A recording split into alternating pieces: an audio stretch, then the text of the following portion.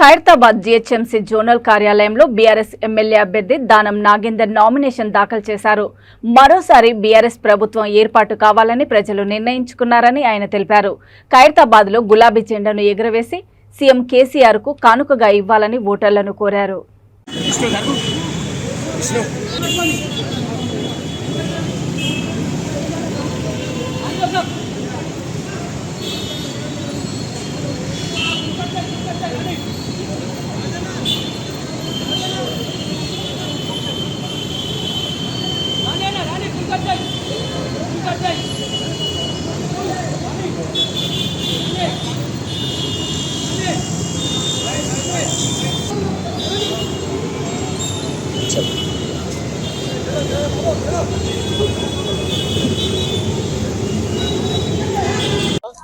ఈరోజు మంచి ముహూర్తం ఉందని మరి ఖైరతాబాద్ నియోజకవర్గంలో ఉన్నటువంటి టిఆర్ఎస్ పార్టీ ఒక కార్యకర్తలు అందరూ పెద్ద సంఖ్యలో ఈరోజు నామినేషన్ ఫైల్ చేయడానికి వచ్చాము.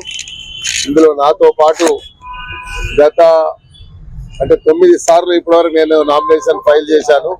ఒకసారి డైరెక్ట్ హైదరాబాద్ మేయర్ ఎలక్షన్ ఉండే, అప్పుడు మా ప్రభాకర్ గారు, నేను, కె కేశవరావు గారు నాకు అప్పుడు గాడ్ ఫాదర్ గా ఉండి అప్పుడు నామినేషన్ వేయించాడు.